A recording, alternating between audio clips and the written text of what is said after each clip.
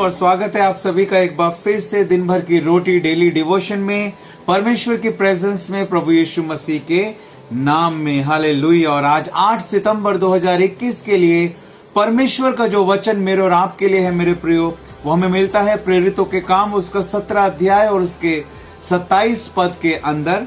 प्रेरितों के काम 17 अध्याय और उसका 27 पद, जहां इस प्रकार से लिखा है कि वे परमेश्वर को ढूंढें, कदाचित उसे टटोल कर पाएं, तो भी वह हम में से किसी से दूर नहीं। हालेलुया। परमेश्वर हमसे दूर नहीं है। वचन बताता है प्रभु निकट है। हालेलुया।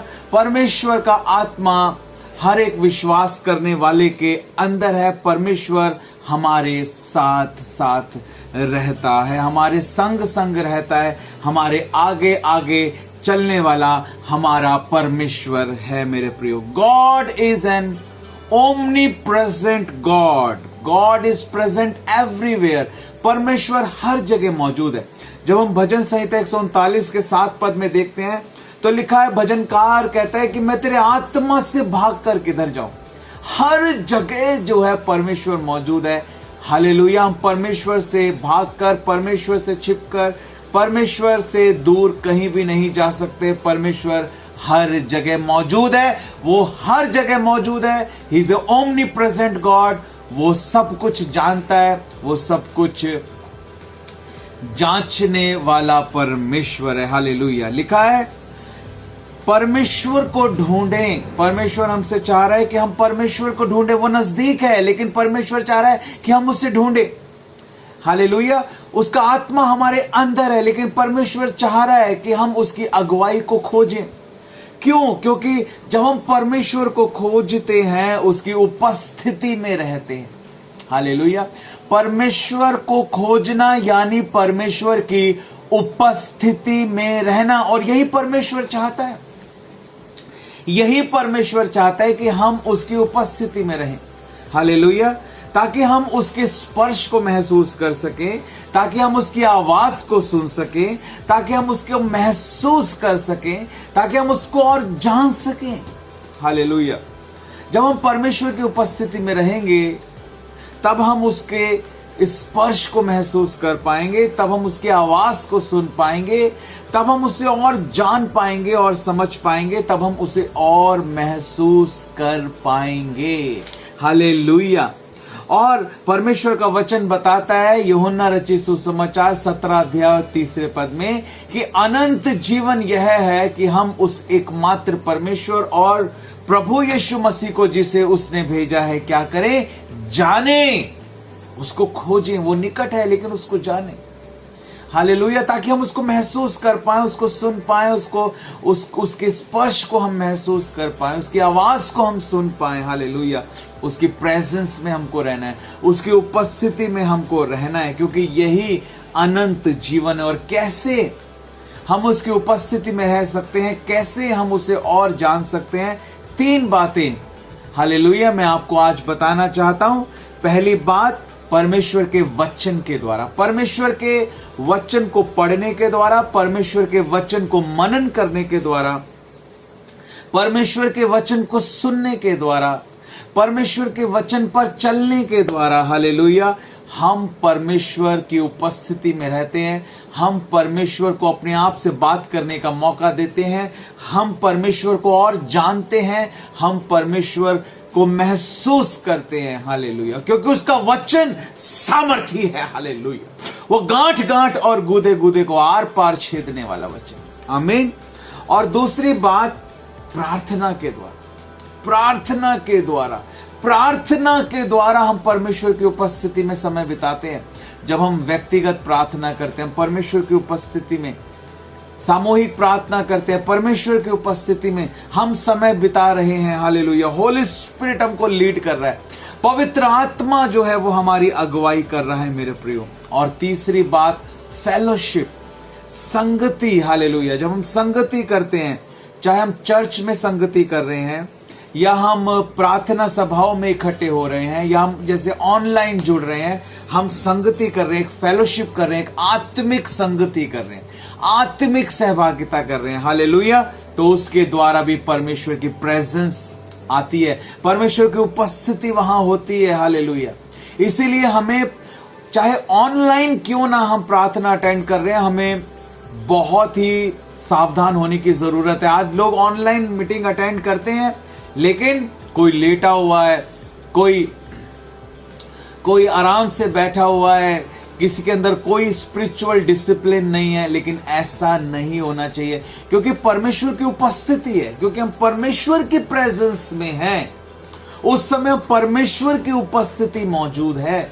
इसलिए हमें बहुत सिंसियर, बहुत सावधान और बहुत हमें इस बारे में जागरूक होने की जरूरत है। हम कई बार सोचते हैं नहीं, पहला 1 घंटा तो पास्टर जी गाना गाने में ही निकाल देते हैं, तो कोई बात नहीं, 1 घंटा निकल जाएगा। जब 1 घंटे के बाद दूसरा 1 घंटा पास्टर जी वचन सिखाएंगे, तब उसमें हम जुड़ जाएंगे और वचन हम सीखेंगे। पहला 1 घंटा तो हम कोई बात नहीं, गाने में ही निकल जाएगा। लेकिन हम ये भूल जाते हैं कि परमेश्वर की प्रेजेंस शुरू हो जाती है पहले सेकंड के साथ। अगर आप 10 सेकंड लेट हुए हैं, इसका मतलब क्या है? इसका मतलब आप 10 सेकंड परमेश्वर की प्रेजेंस को आपने मिस कर दिया। 1 घंटा अगर आप सोच रहे हैं कि वर्शिप चलेगी, कोई बात नहीं, जब वचन आएगा तब आ जाएंगे, तब जुड़ जाएंगे, यानी 1 घंटा आपने परमेश्वर को रिजेक्ट किया है, आपने परमेश्वर को ना कहा है उस 1 घंटा। हालेलुया। क्या परमेश्वर पहले 1 घंटे में मौजूद नहीं था? परमेश्वर पहले 1 घंटे में भी मौजूद था, लेकिन आप मौजूद नहीं थे। आप मौजूद नहीं थे, लेकिन परमेश्वर तो था। जितने सेकंड आप मिस कर रहे हैं, आप परमेश्वर की प्रेजेंस को मिस कर रहे हैं। आप आराधना को मिस करने के द्वारा परमेश्वर को मिस कर रहे हैं, राजाओं के राजा को मिस कर रहे हैं। प्रभु आकर बैठे हुए और आप कह रहे हैं कि अभी चलने दो, कोई बात नहीं। परमेश्वर बैठे हुए सिंहासन के ऊपर और आप आराम से लेटे और मोबाइल के ऊपर ऑनलाइन जुड़े हुए हैं। क्या ये सही है? क्या ऐसा हो सकता है कि प्रभु आपके घर में आए, हाँ, और आप सोफे पे लेटे हुए हैं? क्या ऐसे हो सकता है कि प्रभु आपके घर में आए, हाँ, और आप जो है बिस्तर पर लेटे हुए हैं? क्या ऐसे हो सकता है? प्रभु आते हैं, प्रभु आते हैं, प्रभु आते हैं, उनकी प्रेजेंस होती है, लेकिन हम उसके बारे में गंभीर नहीं होते हैं। हालेलुया। प्रभु निकट है, लेकिन हम उसको महसूस करना नहीं चाह रहे हैं। प्रभु निकट है, लेकिन हम उसको खोजना नहीं चाह रहे हैं। प्रभु निकट है, लेकिन हम उसको छूने नहीं दे रहे हैं। प्रभु निकट है, लेकिन हम उसको बात करने नहीं दे रहे हैं। प्रभु निकट है, लेकिन हम उसको रिजेक्ट कर रहे हैं। क्या ये सही है? हमें गंभीर होने की जरूरत है। हालेलुया। हमें प्रैक्टिकल बनने की जरूरत है, हमें प्रैक्टिकल बनने की जरूरत है, हमें जागरूक बनने की जरूरत है। मसीहत कोई मजाक नहीं है। हमारा ईमान दिखना चाहिए, हमारी नम्रता, हमारी पवित्रता, हमारी सिंसेरिटी, हमारे अनुशासन में, हमारे आत्मिक अनुशासन में। यदि जीवन में आत्मिक अनुशासन नहीं है, तो फिर कभी भी ना शारीरिक अनुशासन आएगा, ना सामाजिक अनुशासन आएगा, ना और किसी प्रकार का कोई भी अनुशासन, ना मानसिक अनुशासन आएगा। अगर स्पिरिचुअल डिसिप्लिन है, तभी जो है इमोशनल डिसिप्लिन आ पाएगा, तभी माइंड सेट ठीक हो पाएगा, तभी लाइफ में डिसिप्लिन आ पाएगा, तभी आपके जीवन में अनुशासन आ पाएगा। आत्मिक अनुशासन बुनियाद है। हम इस बारे में गंभीर हों। परमेश्वर हर जगह मौजूद है, प्रभु निकट है, हमें गंभीर होने की जरूरत है। परमेश्वर की उपस्थिति को हमें बहुत ही परमेश्वर की उपस्थिति को हमें पवित्र जानने की जरूरत है। परमेश्वर की उपस्थिति को हमें हल्के में लेने की जरूरत नहीं है।